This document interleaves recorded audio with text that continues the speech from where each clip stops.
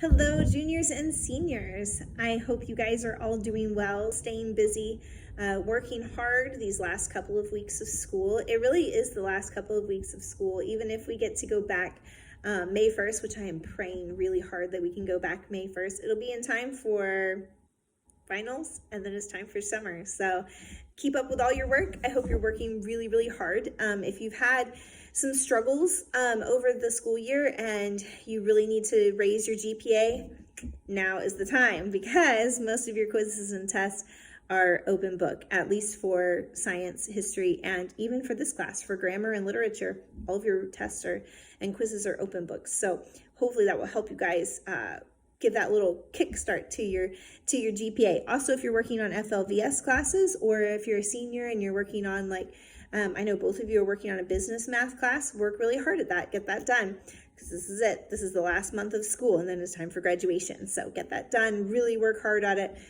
so we can get finished for the year. I'm really excited for you guys. I know this is a terrible way to spend your senior year, but you know what? The Lord knows, and He knew it was going to happen before the rest of us did. So He has a plan in place, even if we can't see it. So I hope you guys are doing really great. I miss seeing you, and I hope you guys are staying healthy, keeping all the distancing things that we need to do.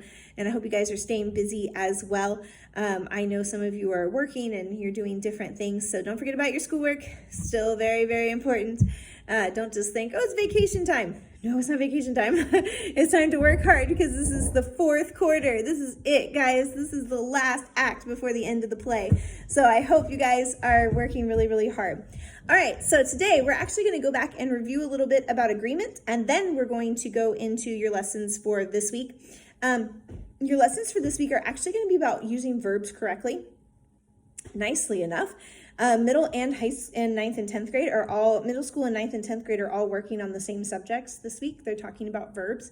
So if you want to go look at some of their videos to give you, I'll give you an explanation, but if you want to look at their videos to kind of give you a more simplistic explanation, that might be a good idea. I do teach it differently for middle and 9th and 10th grade, because they're not as intense with it as you guys are. So, and they've not had as many lessons in it as you guys have. So I definitely tend to simplify it in their lessons. So if you want to go watch those lessons to give yourself a refresher course, that's totally fine with me. The joy of this is that you guys can watch any of the lessons you want as many times as you want to help you remember. So last week, you guys worked on agreement. You worked on agreement with verbs and subjects, and you worked on agreement with pronouns and antecedents. I want to talk about that in just a minute. All right, so verbs and subjects. A few things that you needed to know, and we'll refresh on really quick before we get into this week's lesson. So subjects and verbs have to agree. You can't just put any subject with any verb, or all the sentences in the English language would be willy-nilly and they'd be kind of going crazy and we wouldn't understand what each other was saying. So we have to make sure they agree. Now, one of the first things they have to agree in is number. And that simply means that if I'm the subject, me, just me by myself, I'm a singular subject, Miss Savannah is the subject, what kind of verb do I need? I need a singular verb. Miss Savannah plays the piano. Not in a long time, so I'm just using it as an example. All right, so Miss Savannah plays the piano. That's your subject, singular, me, just me, and I do a singular verb.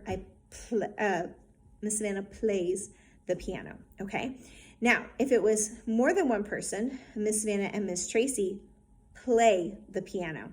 All right, our subjects and our verbs have to agree. It's not Miss Tracy and Miss Savannah plays, it's Miss Tracy and Miss Savannah play, okay? So we need to make sure that we have the subjects and verbs agreeing in number. You have to make sure that the verb agrees with the subject and not the predicate nominative. What is a predicate nominative again? It's a noun that renames the subject. So we've used this example before. Joseph is a student, okay? Joseph's your subject. Student is renaming him. It's his job. It's what he's doing right now. He's a student. All right, so Joseph is a student. That is renaming your subject. That's a predicate nominative. Your verb does not need to agree with your predicate nominative. It needs to agree with your subject. So make sure your verb agrees with your subject. If a sentence asks a question, beginning with here or there, you have to be careful to locate the subject and make the verb agree with it. Remember this very big, I wish I had like a flashing neon sign that said here and there are never subjects. Here and there are never ever subjects. It's so confusing sometimes. Here are the tools that I wanted to give you. That is just the simplest thing in the world, to go, here's my subject, are is the verb. No, that's not right. What is my subject? And I'm sure some of you just said it. Here are the tools to do the job. Tools are, there's your subject and your verb. Okay, so, it's so hard not to make here or there your subject, but here or there is not a subject. It's not a noun. It's not working as a noun. It can't be your subject. So get that in your brain. Here or there, not a subject. Here or there, not a subject. Psychologists tell us that you have to repeat things 6 times to get it into your brain. For some of us, it takes a few more. I am one of the ones it takes more than 6 times to get it into my brain. But here or there, not a subject. Okay, so make sure it's agreeing with the verb, not with here or there. Titles of literary works, organizations, cities, countries are usually singular, even if they are plural in form. That can be so confusing as well.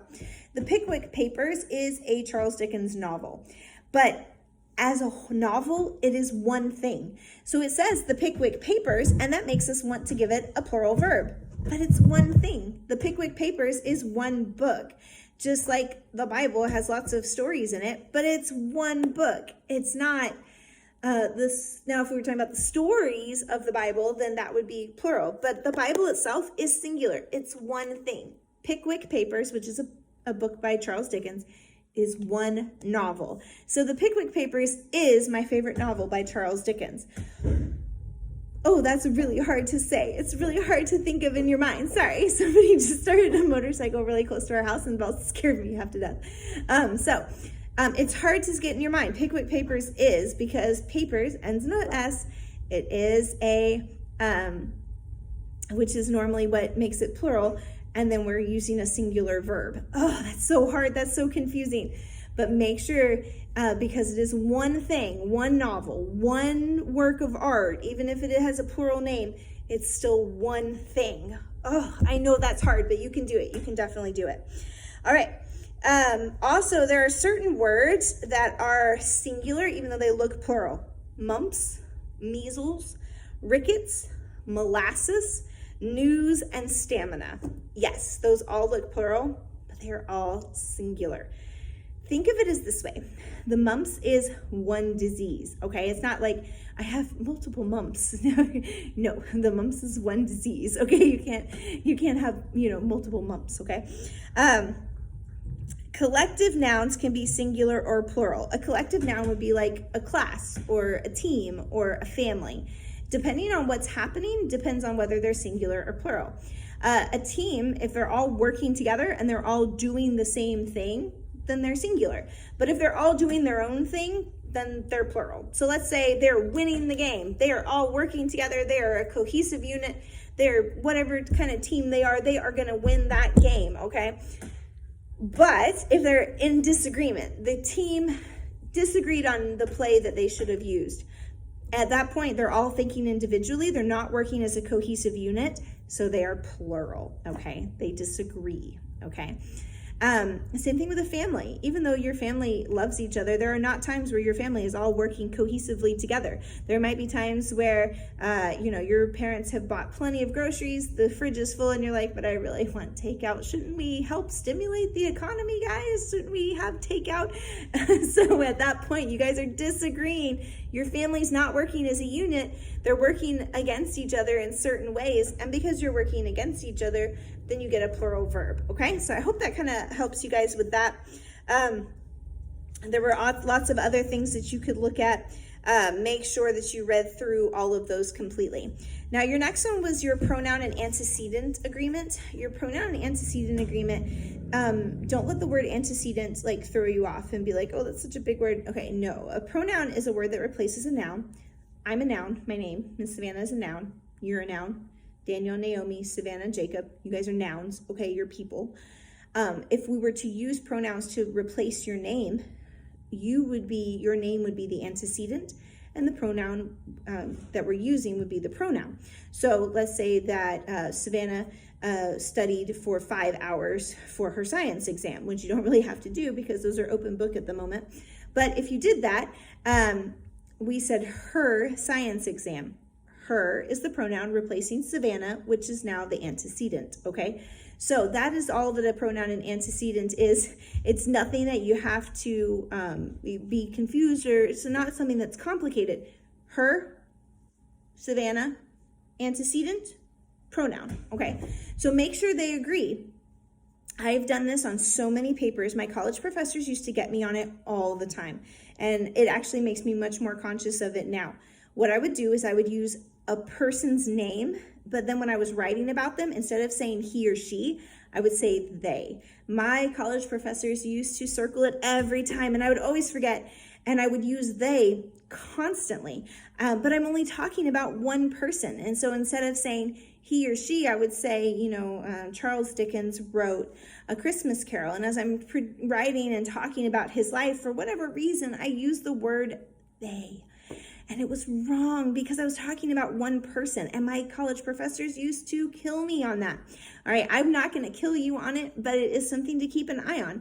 If you're talking about a specific he or a specific she, make sure you talk about a specific he or she, and make sure you say he or she. Now, if you're not sure of the gender, if you're talking about a group collectively, you can say he or she, or you can say they in that way, as long as you're talking about a group. Okay, so make sure that those are all cohesive. Make sure you're reading the sections that I assigned you to read. Those are going to help you a lot with that. Okay. All right. In the next video, I will talk about the verbs for this upcoming lesson. Have a good rest of your day, guys. Bye.